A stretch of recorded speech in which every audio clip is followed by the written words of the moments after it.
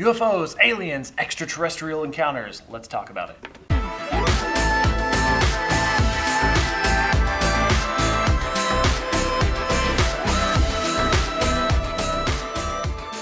Cam, we really have to talk about this because at the end of April, okay, this crazy thing happened. The Pentagon released 3 videos of what seemed to be UFOs. Like they couldn't explain what like the military spent millions of dollars to investigate what is in these videos, and they basically said we don't know. So I mean, think about that, right? Like. If we were in any other time, like a news cycle, like that would have been front page news. That would have been like all over your TV set. But it's just something that we completely like passed over. Yeah, didn't get a chance. Didn't even have a chance. Yeah. So I mean, and that's like a huge deal, right? This is something that we've been. I mean, think about the movies that we've seen, right? Like everything, all these things cycling around aliens. I mean, Hattie and I watched E.T. the other day. I mean, it's like a huge deal, right? And it's something that we just, because of the time that we're in, just completely skipped over. And so these thoughts just kind of naturally popped in my head, right? When I saw these things, and it was like, hey, if aliens are real, right? If UFOs are real, because it really does seem that there was something unexplained in those videos, right? So if aliens and UFOs are real, like, how would you think that would maybe affect your faith?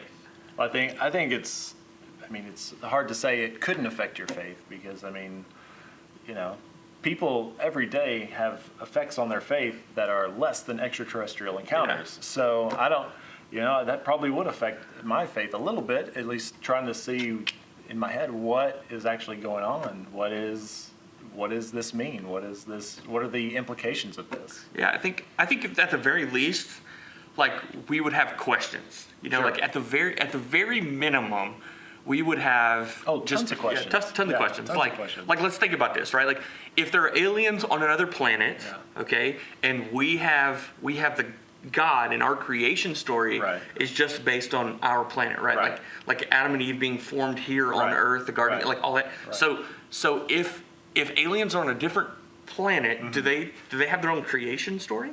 Yeah.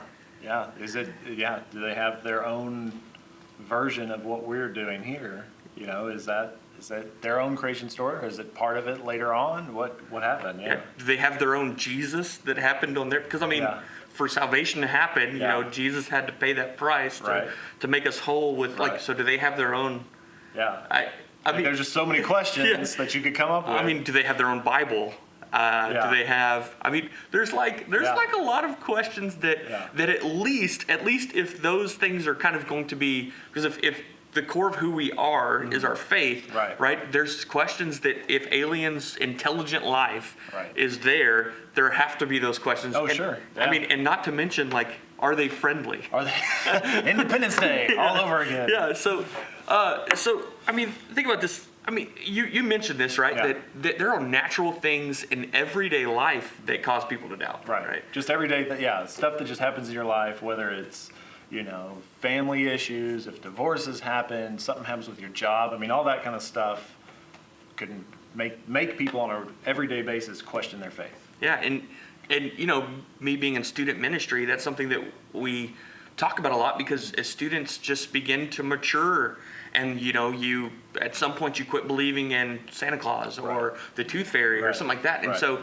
it's that natural curiosity that just starts to develop, and so that causes kids to doubt as they even. So it's just kind of a natural course of faith, and so I think if we're talking about aliens that could possibly be real, I just think it's natural for it to cause doubts. You're going to have questions. You're going to ask about it. Yeah. So I mean, it's something earth-shattering as life on another planet.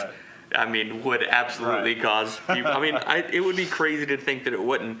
And I think that as we kind of dig through that idea, and just doubt in general, it's important to just understand, right, a few things, right? Like, and we talked about this a little bit. Like, it's important for us to. So what would you say is like a core thing that we need to understand about just doubt when just in general. Yeah. So I think everybody has doubts at one time or another. I don't think anybody goes through life knowing on anything. I don't think anybody goes knowing exactly what they believe 100% all the time. Whether you're real young, real old, no matter where you're at in life, there's always going to be questions. I mean, with everything going on in our world right now, I mean, everybody's questioning everything, So I think that's happened throughout the decades, throughout the years. Just different times, different things that have happened, bring up doubts and questions. So I think it's a journey. I think it's something that we all do as humans, and I think it's kind of part of the beauty of being human. You have that journey of discovery and always learning and always finding new things and learning more about whatever you're doing.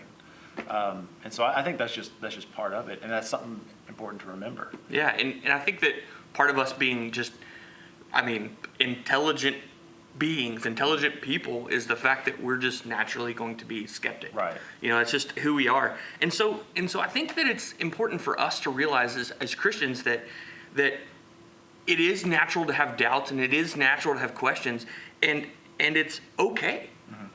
Like it's not something that God is just going to just punish people for, right? It's okay, and we aren't going to have a question that God isn't prepared for. Right. I think that, I refer back to, the book of John in chapter 20, like verse 30 and 31. Okay. It talks about how the Bible has just, and specifically the Gospels and the book of John, where it's recording all these things that Jesus has done, all these miracles that Jesus has done.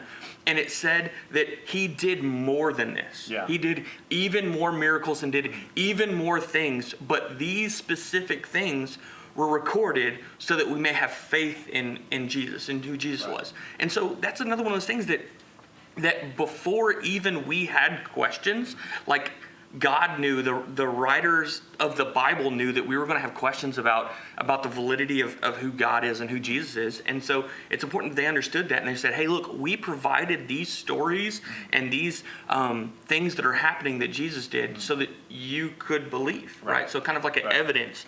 Sure. And so I think that's just more proof that God is not, he's not above our doubts, right? Like he's not going to punish us for our doubts. He already has prepared those answers for us. So, and it's just kind of a natural thing that we're going to go through. Mm-hmm. And like even if we, the guy who wrote half of the New Testament, Paul, right? So I know that you grew up in church, right? And so Paul used to be Saul, right?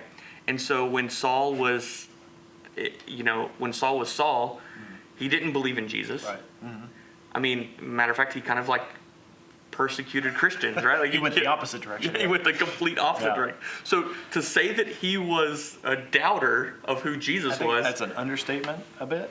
I think just a little bit of understatement. Yeah, and so like when he was put on trial about being a Christian, he was brought before a king, and there's this guy named Festus who was talking to him, and Paul was kind of describing his conversion, right? And so the conversion where he's walking down the road and Jesus comes and blinds him, and if we're sitting there hearing this story, right, like so if someone's telling you this story, right, what are you thinking? That's great. You're like, there's no way. There's no way this happens. Yeah, no way. And so he's telling the story, and Festus is like, dude, you're crazy. Yeah. Right? Like, and the reason you're crazy is because you've learned too much. Yeah. He's like, you're too smart. Yeah. And so your learning is, and so Paul is like, hey, I'm not crazy, and you know that everything that I've said, right? Everything that I said is true and reasonable.